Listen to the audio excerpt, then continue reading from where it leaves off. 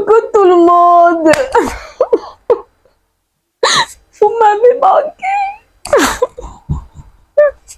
Est-ce que je vous ai aussi manqué?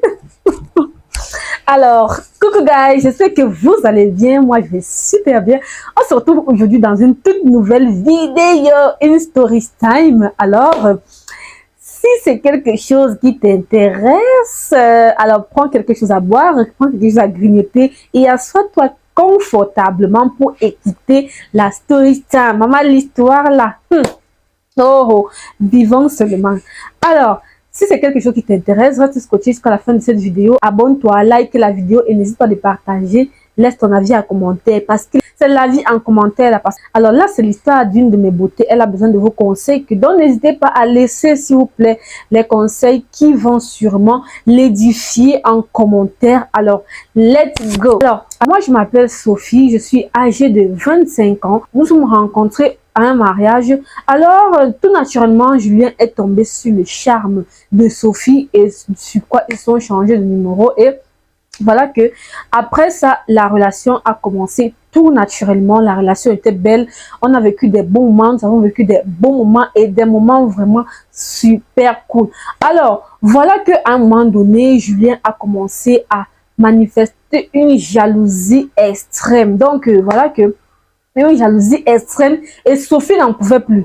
Sophie n'en pouvait plus. Voilà comment il manifestait sa jalousie. Alors, et je sors avec Julien âgé de 30 ans. Alors, Julien et moi, nous sommes ensemble depuis près de 2 ans. Je n'arrivais plus à parler. Quand je parlais même avec mes collègues, c'était carrément impossible de parler avec mes collègues, avec mes amis.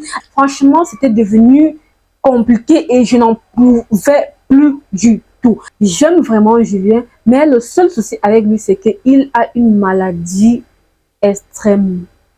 Il est tellement jaloux à l'extrême. En fait, quand je m'avais même chez une copine, et voilà, il va appeler tout simplement la copine pour demander à la copine si effectivement je me suis rendue chez la copine. Si je suis dans un salon de coiffure en train de nous coiffer, il va s'y rendre pour voir si... attendez, est-ce qu'on fait ça? Pour voir si j'y suis en fait. Si je suis en train de prendre un pot avec une collègue à moi, il va vraiment, c'est-à-dire que il était à mes trousses et j'avais vraiment peur de cette situation. J'avais vraiment peur de cette situation. Alors, comment faire? J'ai donc décidé de quitter la relation. J'avais peur de sa réaction, mais j'ai pris mon courage à 2 mains et je lui ai dit que voilà, je ne peux plus, je ne veux plus de cette relation-là. Et à ma grande surprise, il a commencé à me faire des menaces, comme quoi je ne peux rien sans lui, je ne peux aller nulle part, je l'appartiens, je suis... Il m'a fait des menaces et quand je lui ai fait part de ça, il m'a dit que je ne peux rien sans lui, je suis foutu, je ne peux pas aller nulle part sans lui, je ne vais pas. Je l'appartiens, il me dit je l'appartiens, je ne peux aller nulle part sans lui, je ne peux rien sans lui, je l'appartiens et tout. Et il s'est mis à me frapper. Alors, quand il s'est mis à me frapper, et lorsqu'il a commencé à me frapper, j'ai essayé de me débattre, j'ai essayé de crier au secours, mais personne ne m'entendait. Et du coup, je suis ressortie de là avec des bleus sur les yeux enflés. J'ai vraiment été bastonnée de la bastonnade de ça. Et là, franchement, je ne sais pas quoi faire. J'ai tellement peur pour ma vie. Et s'il vous plaît, donnez-moi un conseil. Que dois-je faire? Est-ce que je dois le quitter? Est-ce que je dois fuir? Puisque c'est une personne, il connaît bien ma famille. Il peut facilement me retrouver là-bas. Je ne sais pas quoi faire. S'il vous plaît, aidez-moi.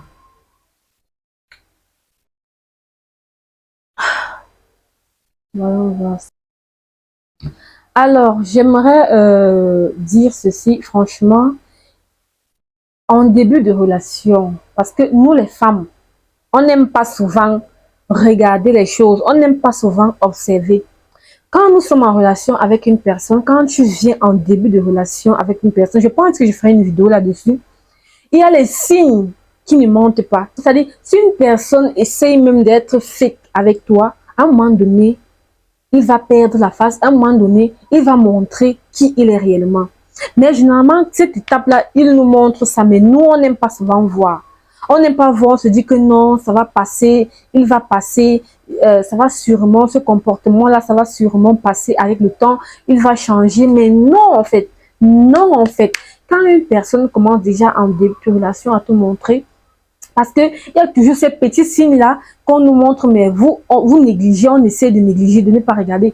Il y a ces signes-là qu'il ne faut plus négliger. Quand tu regardes, tu vois déjà ces petits signes-là, un petit signe de violence, ou alors quand quelqu'un te parle, il est déjà en colère, ou il va te frapper, te donne une gifle. Maman, tu sais là qu'ici, là, si c'est que tu es en relation avec lui, c'est la bâtonnade tout au long de ta relation. Tu sais que ici, là, sur l'autre, c'est les paroles physiques, les paroles blessantes. Donc, il faut faire très attention quand vous êtes en relation avec une personne. Franchement, c'est important de prendre le temps de bien observer pour ne pas se retrouver, dans des situations quelconques. Parce que moi, je me dis que si Sophie, dès le départ, avait bien observé Julien, elle se sera rendue compte forcément que c'est une personne très, très jalouse. Et là, elle va se dire que oui, ok, là, il est très jaloux. Est-ce que je peux supporter? Est-ce que je ne pourrais pas supporter? Parce qu'il y a la jalousie et la jalousie, il y a la jalousie que ça devient extrême, ça te fait même déjà peur, ça devient même déjà autre chose. Il faut faire très attention. Alors, s'il vous plaît, qu'est-ce que Sophie doit faire dans ce cas-ci? Laissez vos avis en commentaire, elle en a vraiment besoin et on se revoit à la prochaine dans une toute nouvelle story time. Ok, bisous, bye bye.